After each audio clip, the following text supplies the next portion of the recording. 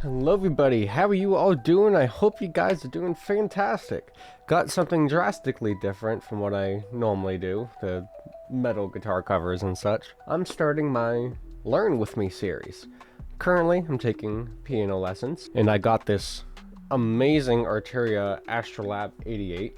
If you guys would like to see a video on this alone, please let me know. I've started piano lessons, and I figured, there's plenty of people out there that might want to learn piano. How about you guys learn with me? First things first, I got my lovely iPhone on a guitar hook facing down the piano because I can't find the thing to hold my phone. So first things first, gotta go over what exactly we are looking at. So you got all these white keys and all the black keys. Most important thing to know is that this note right here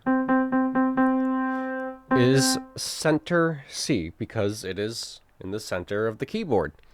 You know it's C because it's going to be right before these two black keys.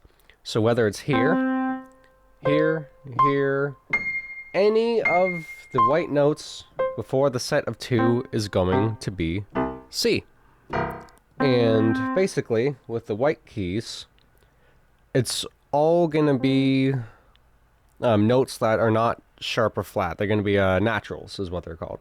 So you're going to have C, D, E, F, G, A, B, C. C, D, E, F, G, A, B, C. Congratulations, you just learned the C major scale. So C major is going to be all naturals. And how you want to play the scales is each finger is going to be a number. So 1, 2, 3, 4, 5. You want your thumb, or 1 on C, 2 D, 3 on E, and then you reach back over with your thumb to hit F, and then you just play the rest of the notes with the rest of your fingers. And then going back down, once you hit the thumb, you want to swap back over to your middle finger. C major scale. As for the black keys, they're going to be the sharps or flats, whichever you prefer, or whatever depends on the key that you're playing in. So, how right here is C, we have this black key right above it, which would be C sharp. Or there's the D right here. Since this is before D, it's going to be D flat. So sharp is going to be going up 1 half step, or semitone as I have a habit of saying. Going going up a half step on a note is C.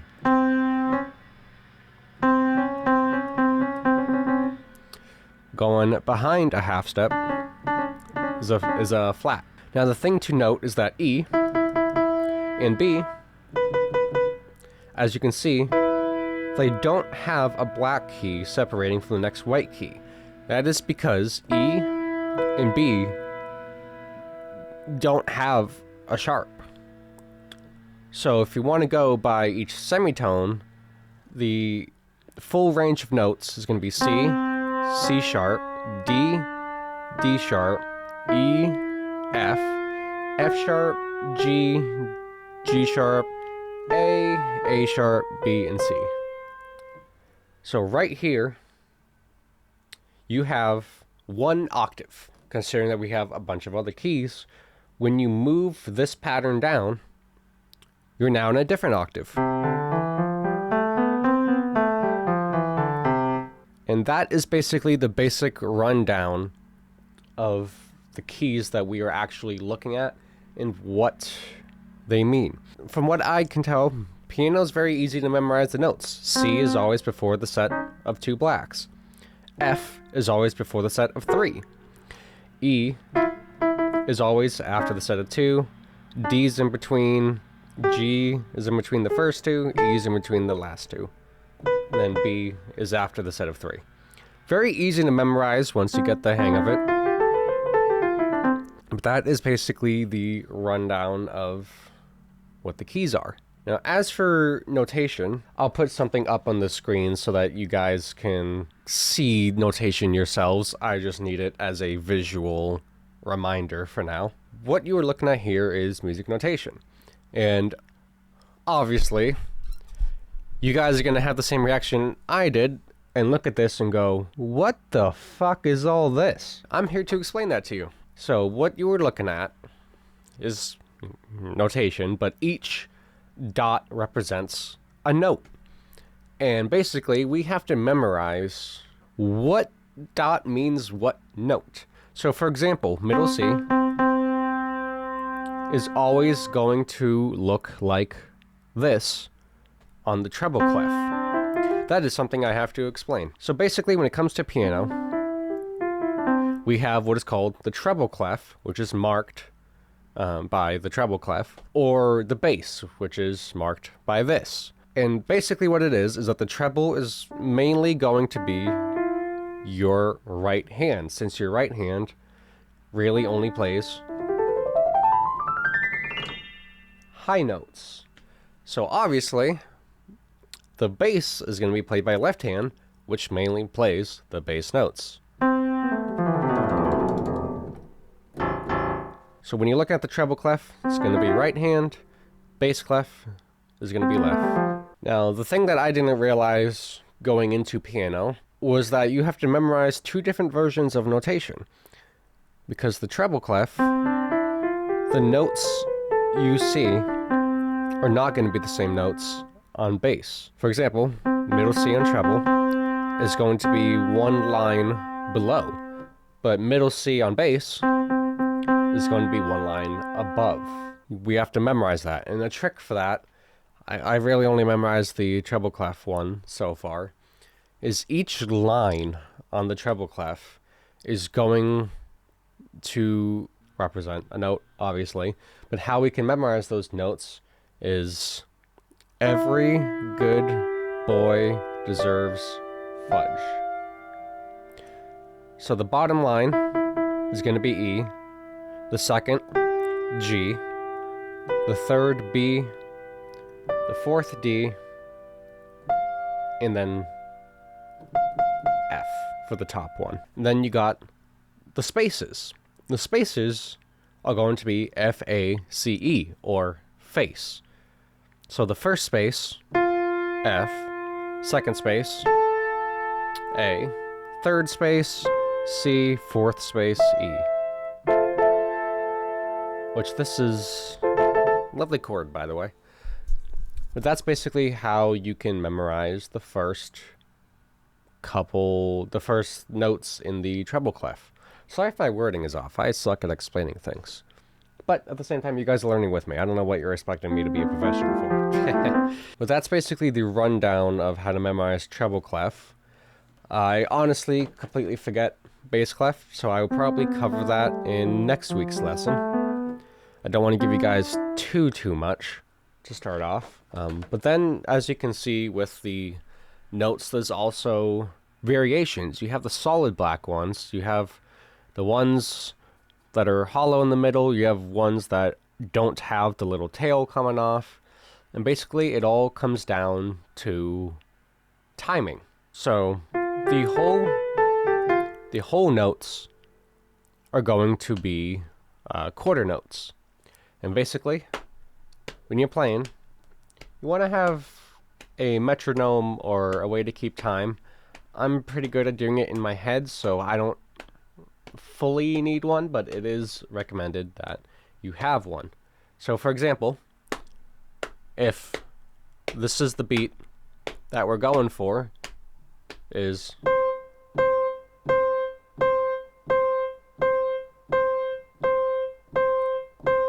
those are quarter notes. But then you have the ones that are hollow in the middle, and those count for 2 quarter notes. So we go from 2, 1 and 2 and 3 and 4 and 1 and 2 and 3 and 4 and then you have just the circle, which is going to be a count of 4. So 1 and 2 and 3 and 4 and 1 and 2 and 3 and 4 and. So to recap, you got quarter notes, 1 and 2 and 3 and 4 and then you have half notes, 1 and 2 and 3 and 4. And whole notes. 1 and 2 and 3 and 4 and 1 and 2 and 3 and 4. And that is basically the rundown of the timings. And there's different note variations, like there is dotted notes, which, for example, we're going to use a 3/4 time signature. So there's 1 and 2 and 3 and 1 and 2. Just 3 counts. Dotted note that's hollow in the middle is going to be a count of 3, because that dot basically adds a quarter note to our half note. So instead it's going to be 1 and 2 and 3 and 1 and 2 and 3. I really hope I'm explaining the notation part correctly. I'm still learning. But hopefully I'm explaining this in a somewhat decent way. But to start you guys off, I want to go over first 3 scales that I learned, which was one that we have already visited by now, the C scale.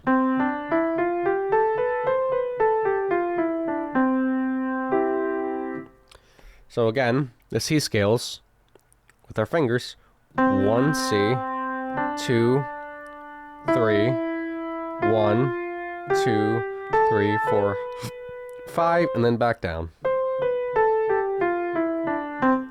And you want to practice that until you can do it in a fluid motion.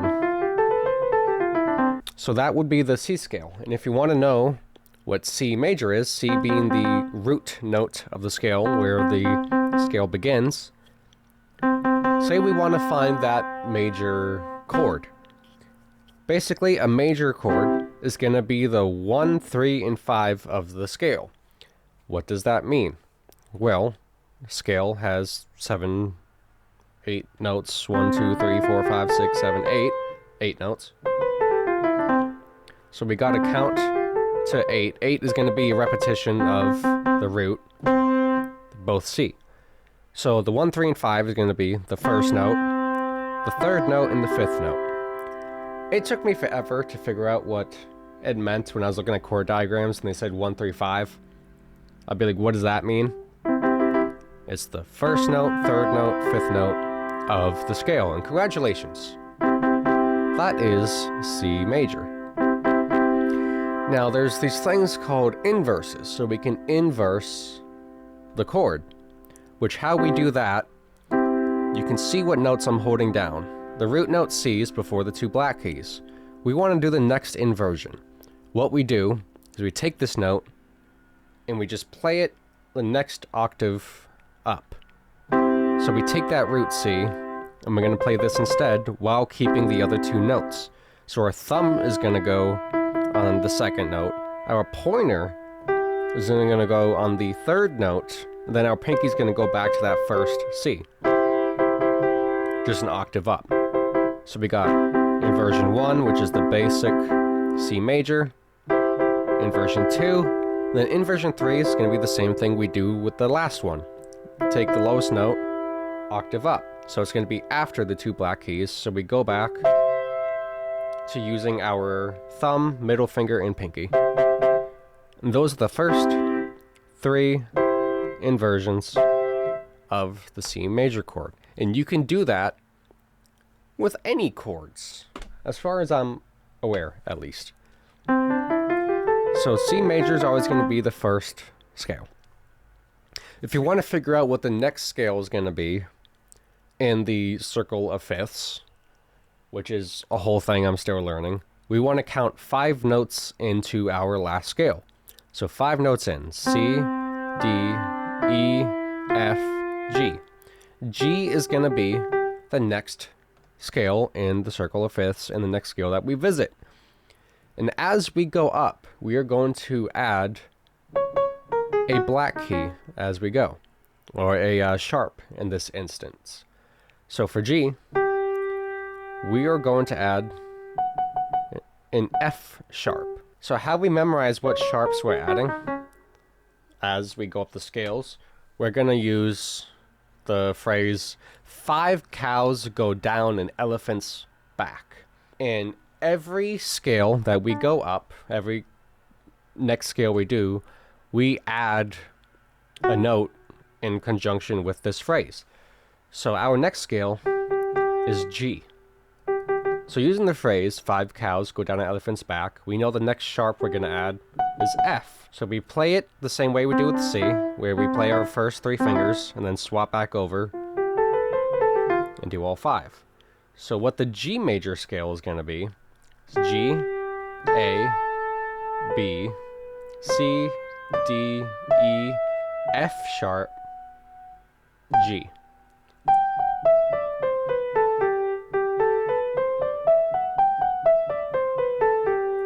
And don't worry, I'm gonna have you guys play with me at the end so we can do like a little bit of practicing.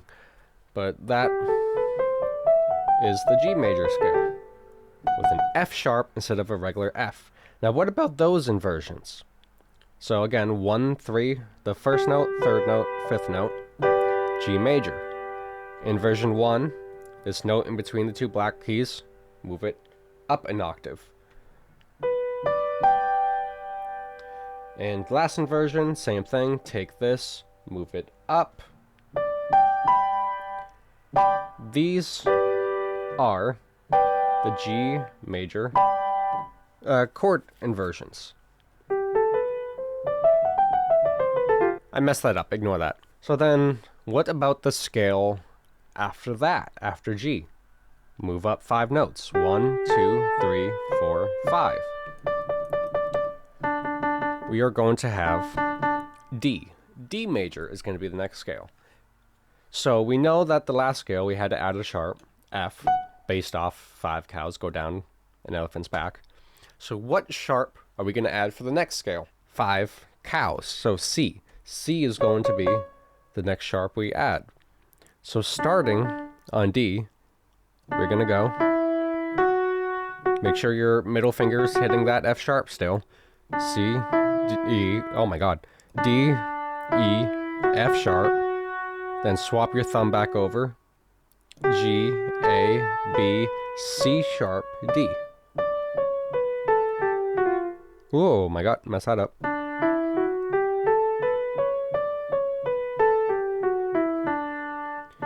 That is the D major scale.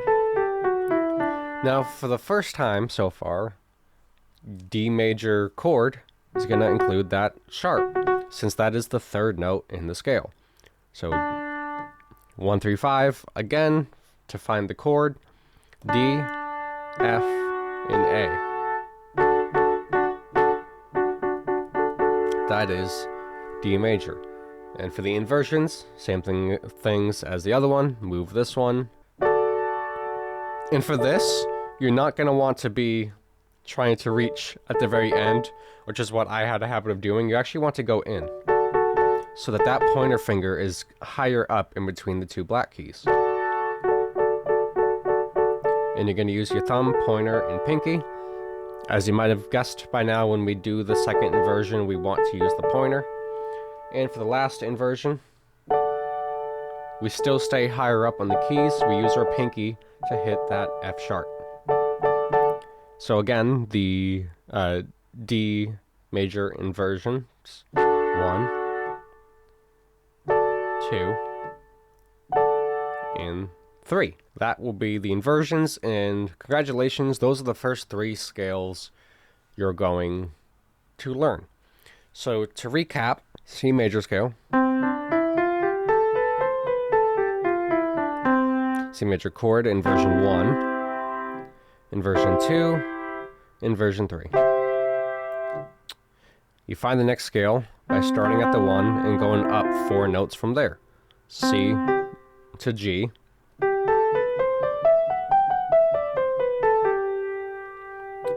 G major chord, inversion 1, inversion 2, inversion 3, and then for D major,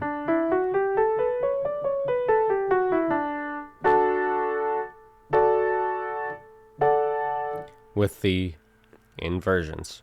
I'll probably include a download below with some information in this written out. I'm going to try to do that, so don't worry too much. You also want to practice this with your left hand as well. The left hand is going to be more difficult for us right-handed people.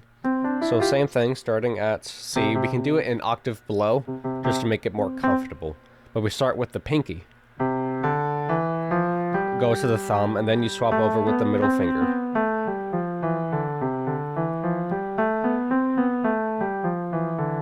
And I also want you to practice the chord inversions with the left hand. So 1, 2, and as you've noticed, we don't need to use any weird fingers. It's still just our pinky, middle, and thumb. There's the C, then the next one was G.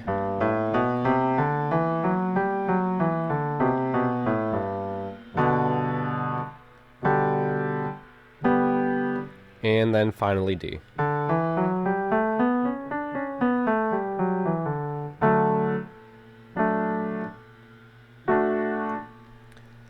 Still burns. Still getting my left hand working. That's pretty much the basic rundown of how to play. I'll probably go more into the notation aspect next week, just so that I can better explain it, especially with the bass clef. We'll go over some exercises with that. But right now, let's get to just kind of regular little exercises that we can do with this. So let's do some repetitions of C major together. So starting on middle C, let's say 5 repetitions.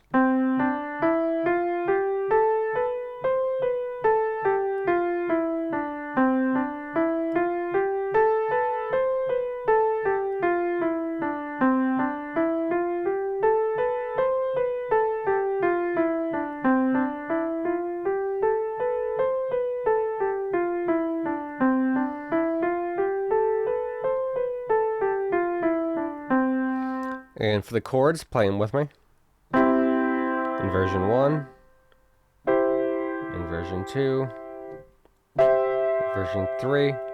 Want you to try playing that chord a couple times until you feel like you understand the inversions and it starts to feel a little more comfortable to you. Now let's do some repetitions of G major, starting on G.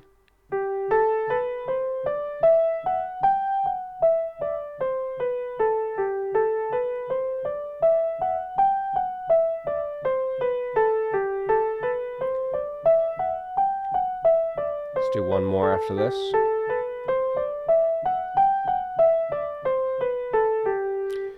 And then I want you to play the G major chord in its 3 inversions. If you need a refresher, feel free to rewind, but I want you to play that a couple times until you feel like you got the hand of the G major inversions. So for the last scale, let's practice D with the right hand, including those 2 sharps.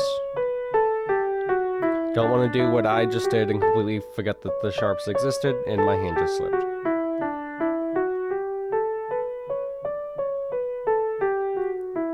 And one more repetition. Also, important thing, you don't want to play with the flat of your finger.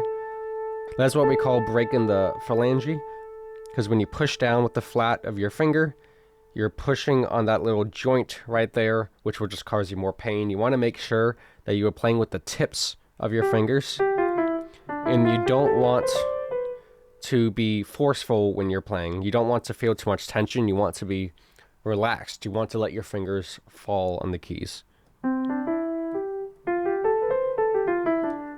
You want it so that if you're playing and somebody came up next to you and hit your arm, you would be perfectly fine. Well, that's with the right hand. Now let's do some repetitions with the left hand. So, C major. Let's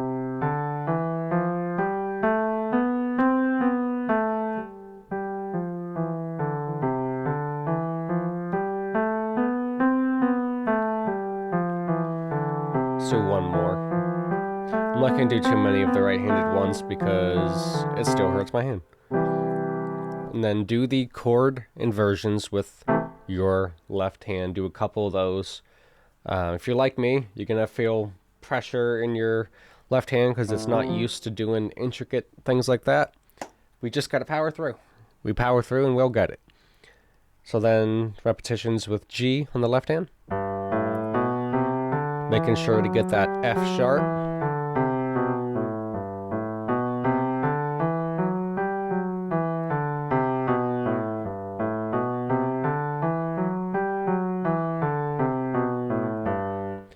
And the chord inversions, and then finally D.